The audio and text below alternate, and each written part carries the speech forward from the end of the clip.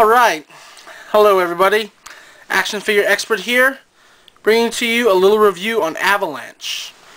Avalanche here came out in the X-Men / X-Men Classics Series 3, along with Rogue, Ultimate Nightcrawler, Ultimate Sabretooth, Colossus, and Iceman. Let's see, what else can I tell you? This is the only Marvel Legends style Avalanche figure that that's ever been made. I personally wish they made his more classic look, but it's better that there was an Avalanche figure at all instead of no Avalanche figure. Let's take a look at the figure itself. Actually, before I show you the figure, I'll get rid of the this little gimmick base that he comes with.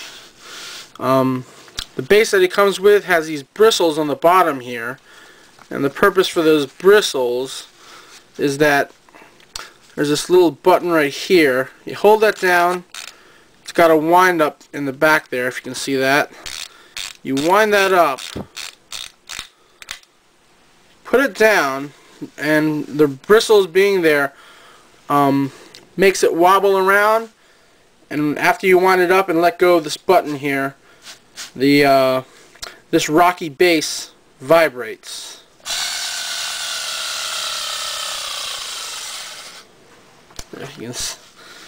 If you saw that, personally, I don't think it's that cool of a gimmick. The base is nice, but sort of a weak gimmick.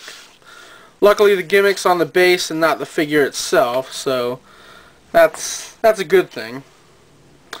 So yeah, and now I'll show you a little on the figure.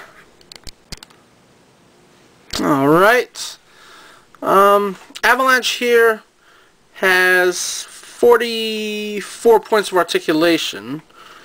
Start with the legs on up. It's got your toe. Basically your basic 9 points of articulation on the leg. Side to side there. It's got the ankle joint. It's got a swivel there. Double jointed knees, as you can see. The swivel up there on the thigh. Ball jointed upper thigh joint, as you can see. It's got individual fingers.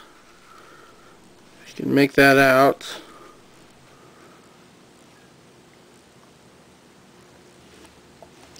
It's got a swivel there and a hinge on the wrist. It's got double jointed elbows.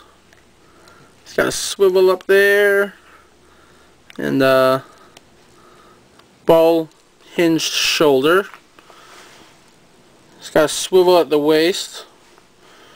It's got a little mid-body articulation there, and he's got a ball jointed neck.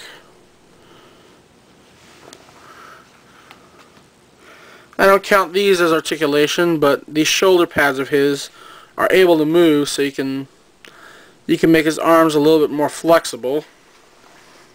One nice little thing about him. Yeah, that's the articulation on Avalanche.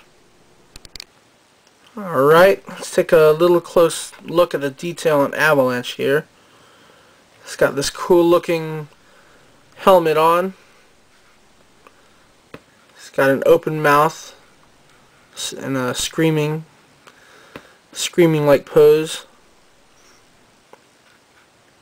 It's got a nice dark blue, brown, and dark gray color to him. It's got these straps that go around his shoulders. It's got a belt with the letter A right there.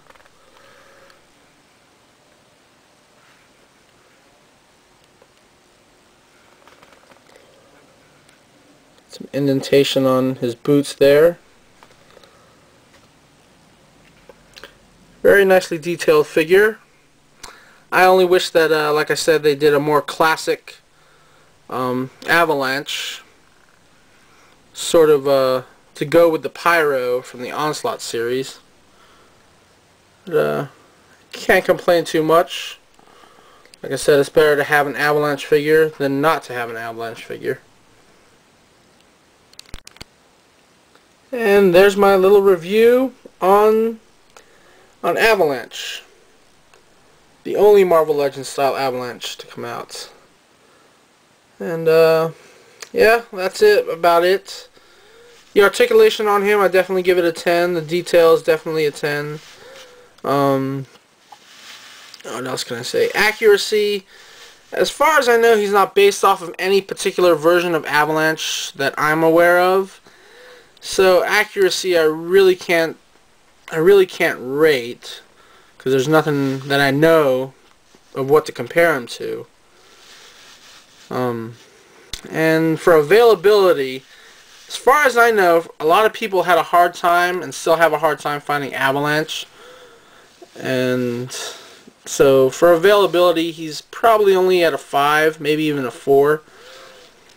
The whole wave that this figure came out in, the easiest figure to find was Iceman. Ultimate Nightcrawler, Ultimate Sabretooth, Colossus, and the Rogue were pretty hard for a lot of people to find. But, you know, I usually get lucky and I found all of my Marvel Legends style figures at retail. But, yeah, that's it. There's my review on Avalanche. Alright, thanks a lot. Take it easy.